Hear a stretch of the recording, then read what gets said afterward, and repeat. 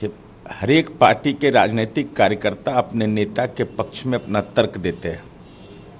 इस सच से कोई इनकार भी नहीं कर सकता है कि माननीय नीतीश कुमार जी को कोई पारिवारिक विरासत पर राजनीति नहीं मिला और नीतीश कुमार जी को यूनाइटेड नेशन ने क्लाइमेट लीडर कहा, तो स्वाभाविक है माननीय महेश्वर हजारी की इच्छा वह हो सकती है, लेकिन पार्टी का साफ तौर पर मानना है कि हम इंडिया गठबंधन के घटक दल हैं। माननीय नीतीश कुमार जी विपक्ष की आवाज़ हैं। नीतीश कुमार जी किसी पद के उम्मीदवार नहीं हैं, लेकिन अब कोई भी व्यक्ति पार्टी के अंदर है वो अपनी राय व्यक्त कर सकता है, उसको अधिकार है लोकतंत्र में। लेकिन मुद्दा महत्वपूर्ण होता है कि पार्टी के राष्ट्रीय अध्यक्ष ने इसको स्पष्ट किया है, स्वयं माननीय मुख्यमंत्री जी ने स्पष्ट किया है कि भाई हमारी कोई इच्छा नहीं है, लेकिन हम विपक्ष की आवाज़ जरूर हैं और हमारी आवाज़ और हमारी खनक राष्ट्रीय राजनीति में महत्वपूर्ण भूमिका जरूर निभा रहा है। अगर मान लीजिए वो प्रधानमंत्री के उम्मीदवार बनते भी हैं तो क्या दिक्कत है? 4 बार के उम्मीदवार नहीं, ये तो सच है ना कि आज़ाद बिहार में सबसे लंबे समय तक रहने वाले मुख्यमंत्री नीतीश कुमार जी हैं। कोई दिक्कत का बात और कोई लाभ का बात नहीं है। महत्वपूर्ण विषय है कि हमारी चुनौती क्या है।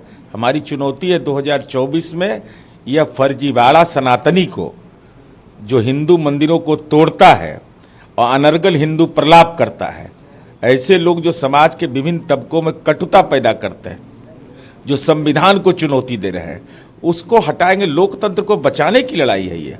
लेकिन आप मानते हैं कि आपके जो मुख्यमंत्री हैं वो मोस्ट एलिजिबल पीएम कैंडिडेट हैं आज की डेट में? देखिए, एलिजिबिलिटी पर कोई बहस नहीं हम कर रहे हैं, न वहाँ बहस हो रही है।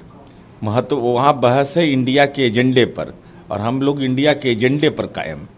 जिस तरीके से बिधूरी जी ने कल दानिश अली को लेकर कहा, उसके बाद बीजेपी जिस तरीके से बैकअप दे रहे हैं बिधूरी को, कैसे देखते हैं? नहीं, देखिए, भारतीय जनता पार्टी के सांसद ने जो आचरण पेश किया, तो भाई आप माननीय राजनाथ सिंह जी को ये जिम्मा लगा रहे हैं, तो ये जिम्मेवारी तो आदरणीय प्रधानमंत्री जी आपका है ना।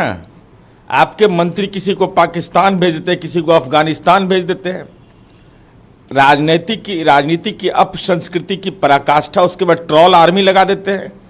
ये कौन सा दौर देश के अंदर में आया है कि सुप्रीम कोर्ट के चीफ जस्टिस ऑफ इंडिया के खिलाफ भी ट्रोल आर्मी लगता है? कोई असहमत अगर हो गया आपसे तो आप उसके खिलाफ अनर्गल टिप्पणी करने लगते हैं, पारिवारिक टिप्पणी करने लगते हैं, व्यक्तिगत टिप्पणी कर लेते हैं।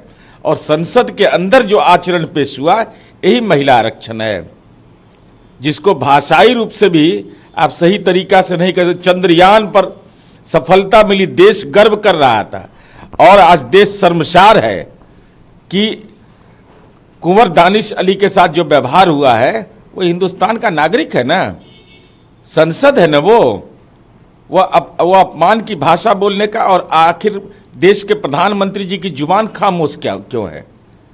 क्या देश के प्रधानमंत्री कौन सी ऐसी भाषा सुनना चाहते हैं जो उनको कर्ण प्रिय लगता है? अगर आपकी जुबान नहीं खुल रही है प्रधानमंत्री जी, तो इसका मतलब है कि रमेश बिधूड़ी ने जो कहा है वह आपको कर्ण प्रिय लग रहा है। बीजेपी तो खुल के समर्थन कर रही है। बिहार बीजेपी के कई नेता कह रहे हैं कि हमने वो जो बोले हैं बिल्कुल सही है, हमारा समर्थन है, उनका जो भाषा है वो बिल्कुल सही है। दानिश अली इसी टाइप के लोग। ये तो स्वाभाविक है भाई, भारतीय जनता पार्टी का तो यही है ना। सरस्वती शिशु मंदिर में पढ़े हैं ये सब, तो माँ सरस्वती करा रही होगी कि यही पढ़ के आए थे, यही बोलने के लिए आए थे। और देश का कायर प्रधानमंत्री और गृह मंत्री है कि कोई आतंकवादी हो, कोई इस ढंग का व्यक्तित्व हो और वह जेल के अंदर नहीं पहुंचा हो। किसी को देशद्रोही मान लेना, किसी को आतंकवादी मान लेना, किसी को कुछ, तब आपको अब क्या चाहिए? प्रधानमंत्री का पद है आपके पास, गृह मंत्री का पद आपके पास, अधिक विभिन्न राज्यों के मुख्यमंत्री आपके, सब जगह कार्यालय आपका, तब आप कार्रवाई कहीं नहीं करते हैं। अनर्गल किसी को सामाजिक रूप से प्रताड़ित करते हैं, आधारहीन, लेकिन कानून के हाथ भी लंबे होते हैं। कल हरियाणा के भी जो कांग्रेस के नेता हैं, उन्होंने जिस तरीके से बयान प्रधानमंत्री को लेकर कहा। नहीं, देखिए, भाषाई मर्यादा का ख्याल रखना चाहिए। राजनीति में आलोचना सही है, लेकिन वह व्यंग के माध्यम से हो सकता है। लेकिन राजनीति में अपमानजनक भाषा, भाषाई दरिद्रता अगर हो, तो यह निश्चित रूप से बिल्कुल गलत है। यह राजनीति का नया दौर है, चूंकि अब इस देश के अंदर में बजरंगबली के नाम पर वोट मांगा जा रहा है, मंदिर के नाम पर, मस्जिद के नाम पर, अल्लाह अकबर के नाम पर, आखिर ये देश के संविधान के नाम पर वोट नहीं मांगा जा रहा है। इस देश के अंदर में वोट मांगने की जो कवायद शुरू हुई है, आज उसी का है कि क्रिया के खिलाफ प्रतिक्रिया, और उसमें सोशल मीडिया की बड़ी भूमिका हो गई है।